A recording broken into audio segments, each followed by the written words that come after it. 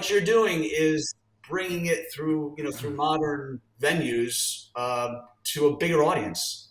Yes. That's what we need to do. We need to really show what he accomplished and how he helped the nation achieve independence.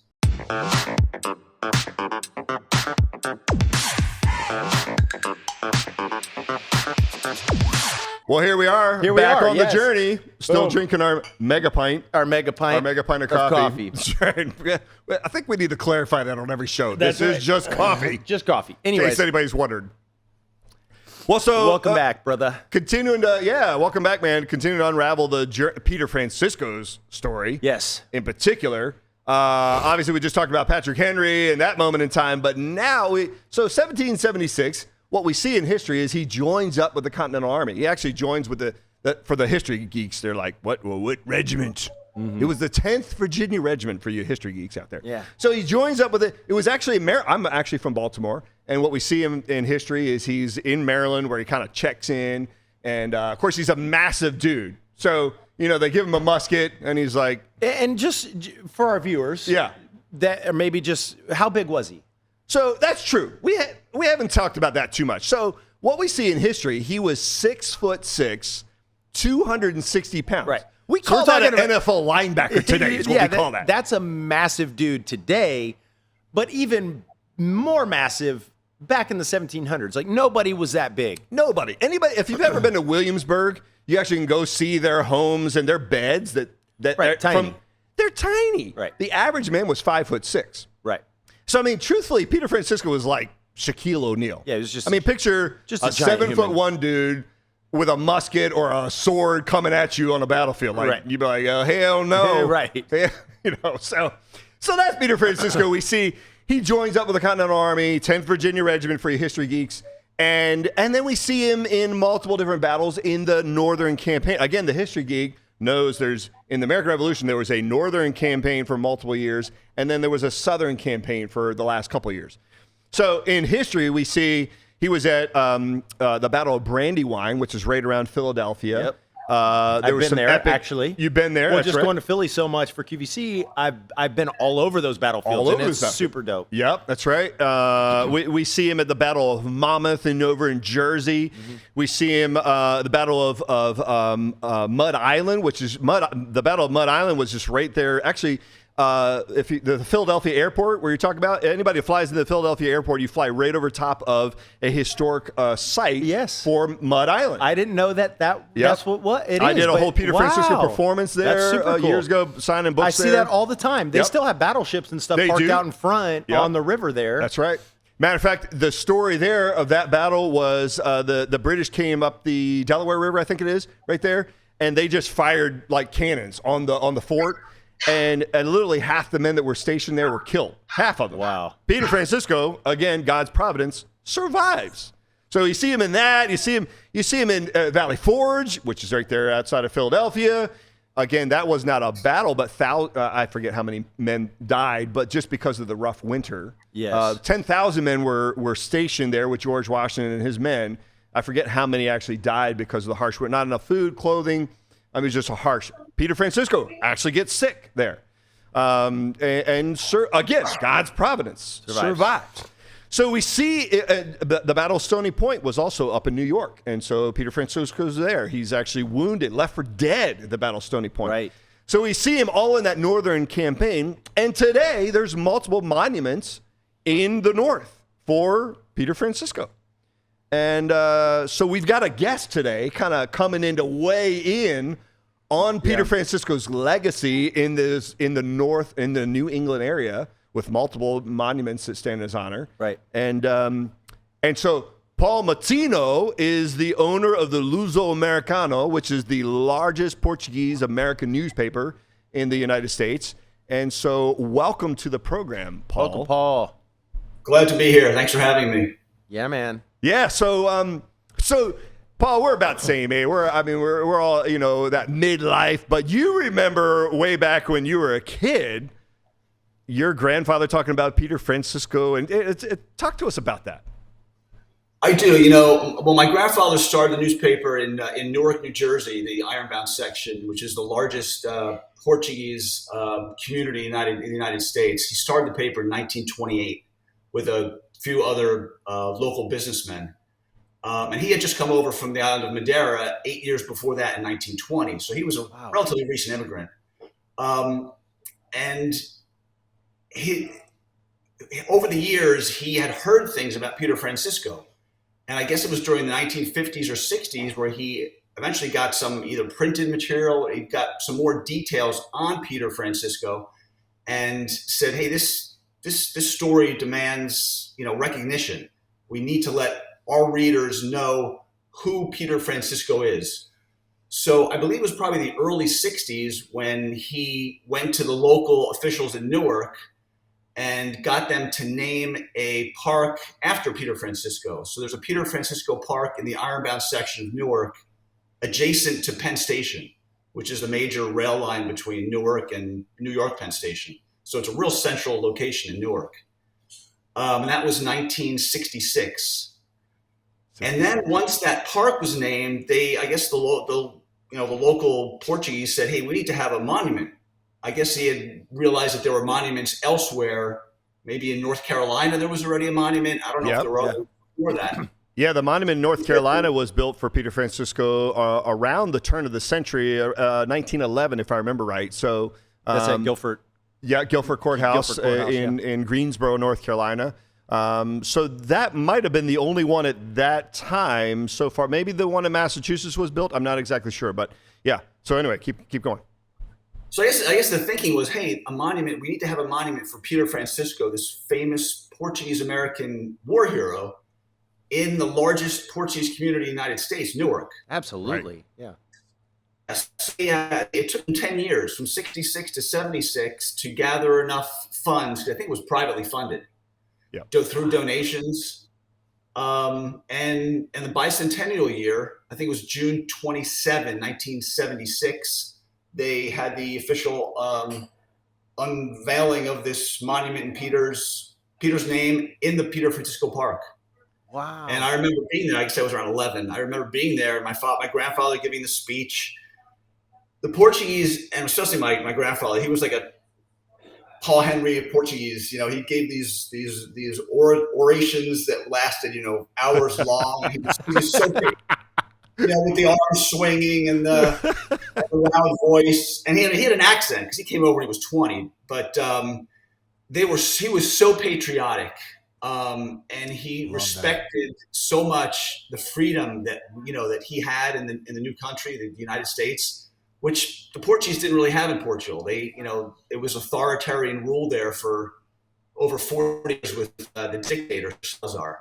I think it was actually the longest dictatorship in Europe.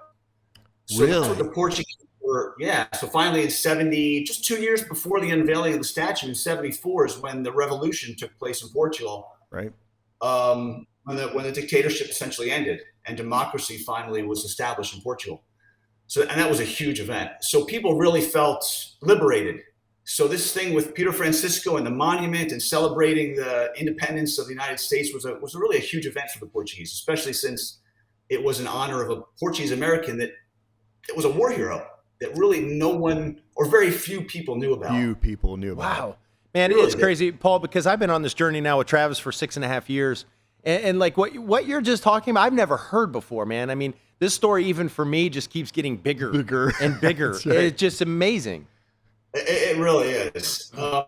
So my grandfather spoke about Peter over the years in the newspaper through articles, tried to get the story of what he did out. But it's hard because it's just a written word, and there's very little to show proof of what he did, and it's not in any history books. Right. So you have to talk about it, you have to write about it, and then the monument in Newark, at least, kind of proved that he was the real thing. He was a real, genuine hero of the Revolutionary War. And back then, there were very few Portuguese in the United States. I mean, the big wave of Portuguese came in California, New England in the mid to late 1800s. A lot of Azorians and people from the continent came in then. But in the 1700s, it was very, very few came over here. Right. So it was a unique story. Yeah. And that year was the 200th anniversary of the independence of the United States. So they had fireworks. It was like, celebration on steroids. Wow.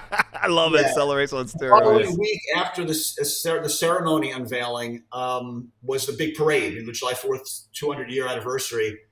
And I remember the local Azores club, Club Azores it's called, in Newark, had a float.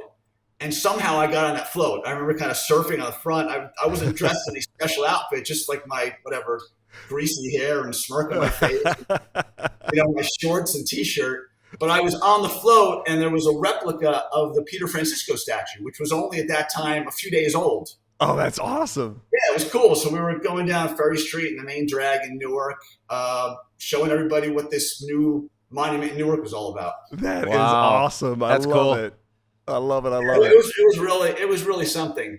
But we need what you folks are doing to remind people, because that was already, my God, that was in the 70s. And since then, not much has been told about him. There's been a couple books. There's yours, the most recent one. Yeah, mine was the most recent. Yeah. Yeah, and what's your venues to a bigger audience? That's what we need to do. We need to really show what he accomplished and how he helped the nation achieve independence. Yes. Paul, the Portuguese Continental Union has been giving out the Peter Francisco Award since the 50s, and the very first recipient was John F. Kennedy, as JFK, and that was 1958, and that was partly because John F. Kennedy he was senator, not president of the United States, but he had helped in the 50s in the Azores. They had a volcano erupt, and so there were just people trying to immigrate to the United States. So John F. Kennedy was the one that actually signed the Congressional Act, which hangs in the ambassador's home, which you've seen. Yes. There in his home, there in D.C., the ambassador, Portuguese ambassador from D.C. But anyway, I wonder if your grandfather was instrumental in some of that, because the fact that John F. Kennedy was even given the Peter Francisco Award, which we'll put that out on social media because we've got some pictures around that award and JFK. But I wonder if your grandfather, since your grandfather took to the story of Peter Francisco and the Portuguese Continental Union and bringing awareness, I wonder if your grandfather was involved in that. Do you know? Yeah, he very well may have been. That was before my time. But I know he was instrumental in getting so many things done related to the Portuguese people, and he certainly wanted to get immigration in from there, because he knew the country was just offered so much. And then at that time, there was, like I said earlier, there was still Salazar dictatorship. So there was a big impetus to leave the country and to come to a place like the United States that offered. You didn't have they had what they called the secret police under Salazar's rule, who kind of, it wasn't a nice place to be. It's not like it was a terrible dictatorship, but he didn't allow opposition, any political opposition. He didn't allow the citizens to really get out and voice their opinions. So he suppressed politics. He suppressed the citizenry, really, and people didn't have a voice there. So when they got to come to the United States and be able to express themselves and their political views, it was an awakening for them. So the fact that so many people came from the Azores, it was due to the earthquakes in the Azores. I think the bill was signed in the late 50s. Allowed people to leave because it was a dangerous to be. But then in the following decade, in the 60s and 70s, so many Portuguese came over from the continent. I think it was mostly because of the the oppression that they felt there, and the lack of opportunities that they had under Salazar. Yeah. And that's what needs to be talked out more and more, is those types of stories. That's right. That, like you said in one of our previous shows, we still find ourselves in today's day and age, in 2022, still dealing with some of that oppression. Well, definitely, we're our liberties and freedoms that we have enjoyed for a long time as a country definitely seem to be under attack as of late, which is why for Travis and I especially, we're so excited to be able to get this story in particular out and hopefully unravel the whole thing through our miniseries, because it is such a pivotal time in our history as a nation yet again, feeling like we're fighting some pretty big battles in some forces of darkness, I guess you could say. But talking about freedoms is so important, especially in today's society. So there's a question. It's fascinating, Paul. This kind of digressed a little bit, but in the last episode, you talked about the origin of the word Luso. Yes. And it's amazing. If you really dig down deep and go back to the origins, it's the Lusitani tribe that existed pre-Roman Empire. And those guys, they were incredible. And it's kind of like a precursor to what Peter did in the Revolutionary War. They fought for their freedom, for their existence, because the Roman Empire wanted to take over pretty much the world. And they came up north and they encountered the Lusitanis, and they met with fierce resistance. And I'm not a historian, and you can get more details, I'm sure, in history books. But the Lusitanian people fought the Romans like tooth and nail, and they were successful. They fought. I think it was the longest, most difficult battle of conquering that the Roman Empire had was against the Lusitanians. Wow. And I did not know that. Yeah, if we look back in history, it was the longest and the most difficult conquest they had. No kidding. So it's got a pretty cool, Peter Francisco got a pretty cool history that precedes him in fighting for freedom and defending your turf. I'm still learning more about Peter Francisco. Right? It's amazing, man. I love it. I love it. What a cool story. And his legacy that generations before him, and they're fierce warriors. And here, providentially, God brings Peter Francisco to this nation to be a fierce warrior in the American Revolution. It's just wild. That's cool, Paul. I didn't know that. Yeah, well, a lot of people don't. But there's really cool stories that are going to unfold from your retelling of what Peter did. Yeah, man. Yes. Well, man, thank you for all of your support along the way. It's such a pleasure to meet you and have you on our show to unpack this journey with us. Yes. No, it was a pleasure. Best of luck to you and your team going forward. Look forward to seeing the finished product, hopefully in the near future. Yeah, man. Yes, absolutely. Yeah, we'll be in touch for sure, Paul. Well, hey. Thanks for having me. Yes, absolutely. Tune into the next episode where we start unpacking the next part of Peter Francisco's journey, which really was the Southern campaign of the American Revolution. That's right. Can't wait. Where you see him in the South, which in the movie The Patriot, the Patriot begins in the South. The burning of Charleston, South Carolina. Yes. And so was Peter Francisco there? Tune in. Thanks so much for tuning in to this episode of Luso the Journey. If you're interested in following us, consider subscribing. Hit that button right down below. If you really want to check out the entire series, hit the playlist and you can unpack more of the journey.